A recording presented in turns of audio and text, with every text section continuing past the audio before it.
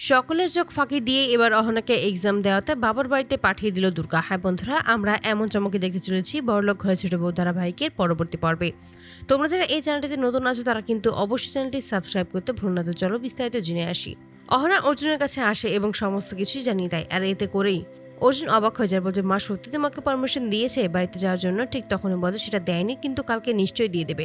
তবে আপনি এটা বলবেন না যে আপনি আমাকে ওই বাড়িতে ছেড়েও দিয়ে আসতে পারবেন না, তাহলে কিন্তু আমি একাই চলে যেতে পারবো। আমার এই লড়াইটা যেহেতু একার, তাই আমি একাই লড়াই করতে পারবো। ঠিক তখনই অর্জুন অহনাকে শান্ত করার চেষ্টা করে আর বলছে শোনো, আমরা সবসময় তোমার পাশে ছিলাম, সমস্ত বিপদে তোমাকে সাহায্য করেছি, তোমার পাশে থেকে কথা বলেছি, আর আজকে তুমি আমার সাথে এরকমটা করতে পারছো? ঠিক তখনই অহনা বলছে আপনার কিন্তু দায়িত্ব ছিল আমার খেয়াল রাখা, আমার যত্ন করা, কিন্তু আপনি তা না করে উল্টো সকলের সামনে আমাকে একা ফেলে চলে এলেন। এটা কিন্তু আপনি একদম ঠিক করেননি। আপনি বিয়ের আগে কথা দিয়েছিলেন যে আপনি আমাকে এক্সামে বসে দেবেন, কিন্তু আপনি সেটাও করেননি।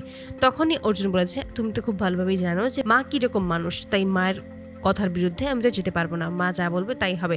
ঠিক তখনই অহনা বলছে আপনারা সকলেই মাকে ভুল বোঝেন আর ভুল চেনেন।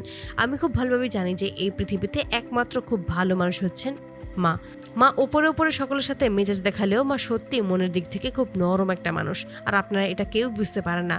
এই পুজোর দায়িত্ব তো আপনাদের নেওয়ার কথা ছিল, কিন্তু আপনারা সেটা কাজ করেননি, শুধুমাত্র আমরা করেছি। আর এতে করে মায়ের মুখে কতটা হাসি ফুটেছিল আপনি একবারও লক্ষ্য করেছেন? কখনোই করেননি। এই সমস্ত কিছু এখন বাদ দিন, আপনি আমাকে শুধু নিয়ে যাবেন, আমি এখন এই সমস্ত ব্যাগ গুছিয়ে রাখছি। এতে করে অর্জুন একটু অবাক হয়ে বলছে কালকে তুমি গুছিয়ে যখন মা পারমিশন দেবে, ঠিক তখনই বলছে মা ঠিক পারমিশন দিয়ে দেবে, তখনই আপনি নিশ্চয়ই বলবেন আমি কেন আগে সমস্ত কিছু গুছিয়ে রাখিনি। সমস্ত কিছু আমি খুব ভালোভাবেই জানি।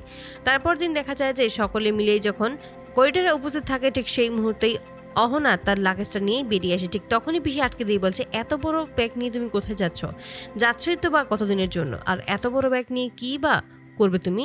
আর এর ভিতরে কি আছে? আমাদের বাড়ি থেকে আবার কোনো কিছু চুরি করে নিয়ে যাওনি তো? ঠিক তখনই অবাক হয়ে যায় অহনা, বলছে পিসিমা কি সমস্ত বলছেন আপনি? এই সমস্ত কিছু আমি কেন করব? ঠিক তখনই দুর্গাদেবী বলেছে এই মেয়ে তুমি সত্যি করে বলো, তুমি সত্যি কিছু নিয়ে যাওনি তো? তখনই বলে যে মা আপনিও এই কথা বলছেন, এটা আমি কোনোভাবেই বিশ্বাস করতে পারছি না। তখনই পিসি বলছে কেন বিশ্বাস করতে পারবে না?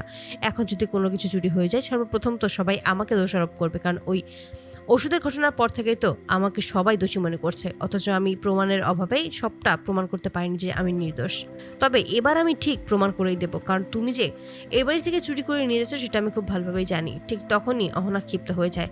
তখনই দুর্গাদেবী বলেছে এত কোনো কথা বলার দরকার নেই, ও যেহেতু এই বাড়ি থেকে যাচ্ছে তাহলে চলে যাক, আমাকে আর এই সমস্ত কিছুর মধ্যে ঘাটিও না, আমাকে এই মেয়ের চেহারা দেখতে এখন আর ভালো লাগছে না। এই বলে তখন অহনাকে বাড়ি থেকে পাঠিয়ে দিতে চায়। ঠিক তখনই অহনা বড় ভাবির কাছে এসে এবং জড়িয়ে ধরে বলছে অবশেষে আমি আমার স্বপ্ন পূরণ করতে যাচ্ছি, তুমি সবাই আমার জন্য প্রার্থনা করো। এতে করে তখন সকলে খুশি হয়ে যায়। তো বন্ধুরা, তোমরা কি চাও জন্য এবার এভাবেই সকলের চোখ ফাঁকে দিয়ে যেন অহনাকে এক্সাম দেওয়াতে বাবার বাড়িতে পাঠিয়ে দিতে পারে দুর্গাদেবী? অবশ্যই তোমরা তোমাদের মতামত কমেন্ট বক্সে জানাতে ভুলবে না। ধন্যবাদ।